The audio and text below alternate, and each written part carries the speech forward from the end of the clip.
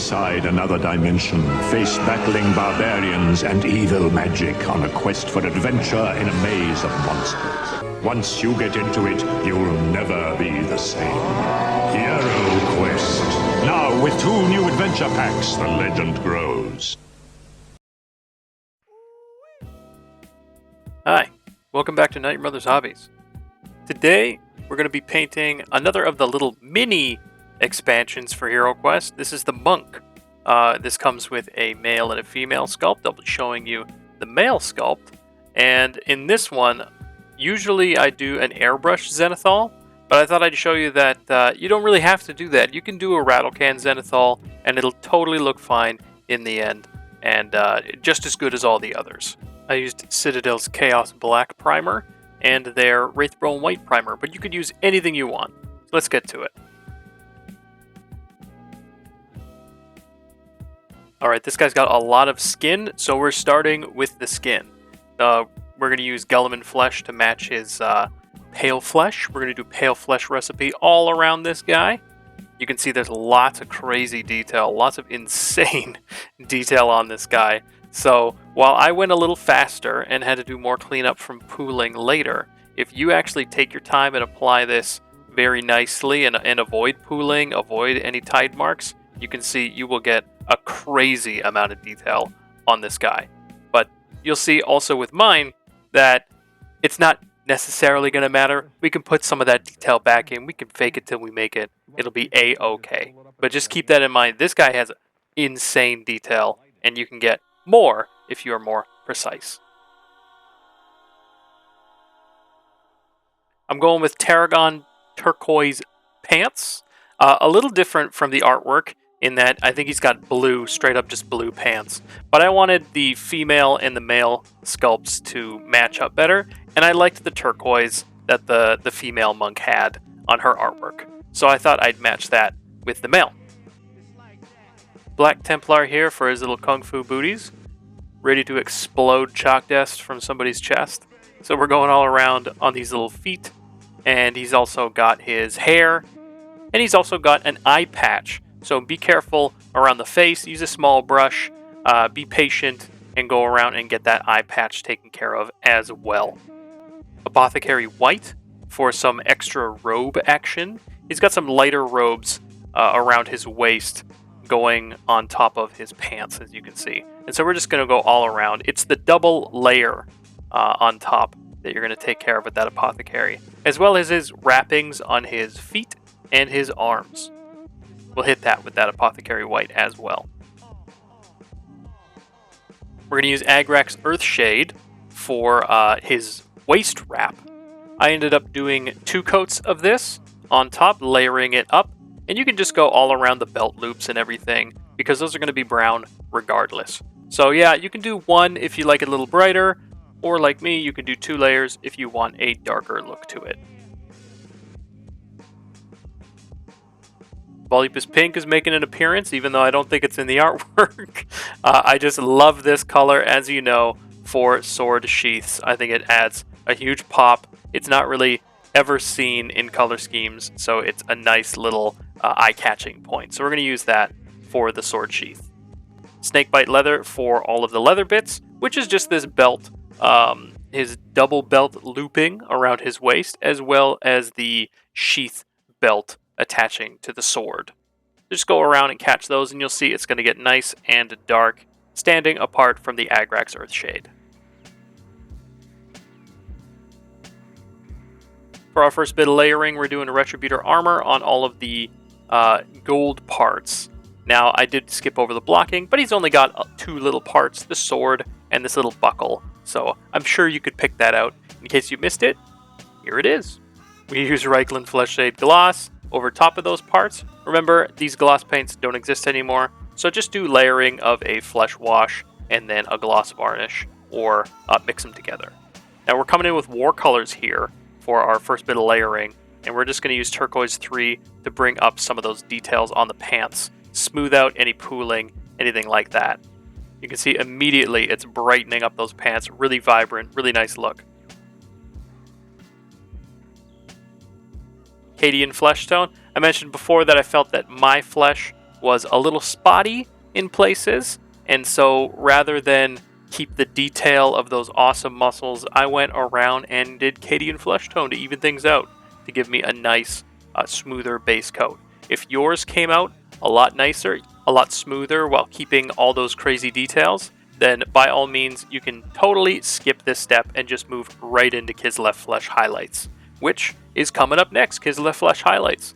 We're going around the usual pale flesh recipe that I use. We just go around and pick out all of those high points, hot spots, and crazy details that we want to show. I'm using a left to right sort of like striation look for the pecs to mimic some of those pec details of the like rippling muscles he's got going on. And that's how I'm kind of painting back in those details, even if I'm not 100% accurate.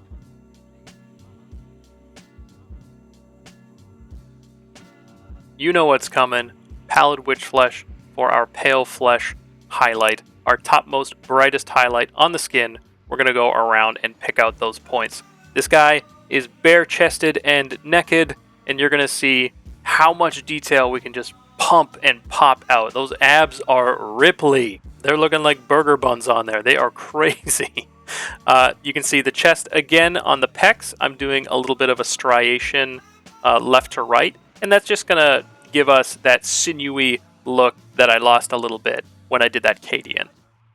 All right, turquoise 2 for some layering up of those pants, bringing up some detail. We're just going to a smaller and smaller area that we're applying this on these pants.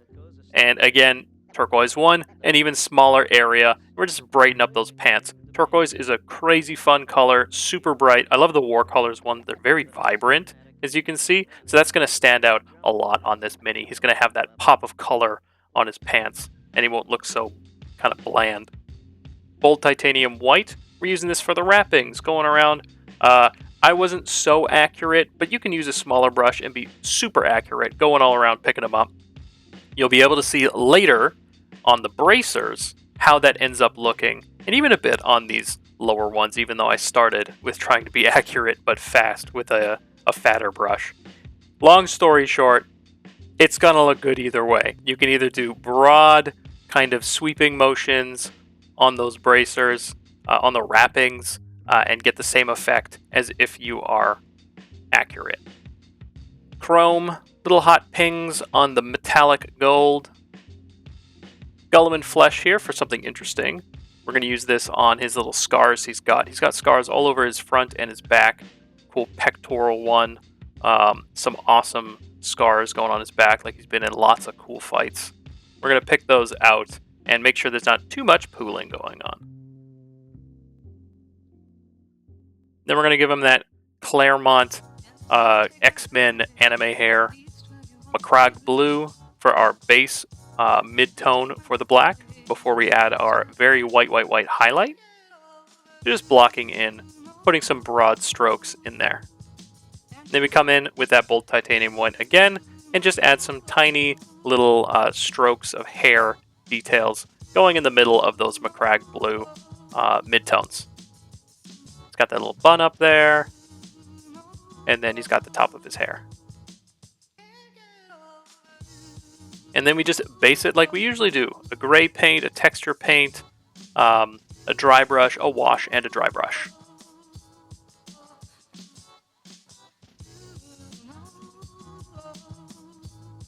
And there you have it, our finished monk. Hopefully you can see here what I meant about his foot wrappings and his hand wrappings. How I didn't actually do all the detail, every single individual wrap. Sometimes I just did a simple wide highlight that just touched the very top of that area and did striations to give the illusion of maybe I'm hitting all of the wraps and all the details of those bindings. When in reality, I didn't. Just a simple and easy thing to do, just like we did the muscles. You can see here, I also went in and grabbed some detail on his hair tie. I did the turquoise 1, my highest turquoise on that to pick it out. And then here is the female sculpt, also looking pretty sick. Really happy with how these guys came out. They have so much more color than the usual HeroQuest minis, I feel. Not a lot of them have this sort of bright, vibrant feel to them. Not that they're not cool or their color schemes aren't, interesting or suitable, but not a lot of them get this vibrant, this colorful. I really dig the pose. If you guys remember, I mentioned in my unboxing video, I really like how these guys were posed. Really liked the sculpts on these. Very interesting. I like that they're different from each other, right? Oh man, just a lot to love about these two minis. Really happy I got them. If you don't have them, I think they're really interesting mechanically for what their powers and cards do. They're really cool looking. Yeah, I think they're very much worth it if you can get your hands on them. We'll be moving on to Rise of the Ogre Horde coming up next. We have an unboxing video. I know there's been a million of them, but I'm going to do my own. I'm going to check out what's going on. If you want an extra way to support this content, you can go check out the Patreon. We got some extra perks up there. Otherwise, like if you liked, subscribe if you haven't. Let me know in the comments down below what you're excited for coming up, and I'll see you later. Bye-bye!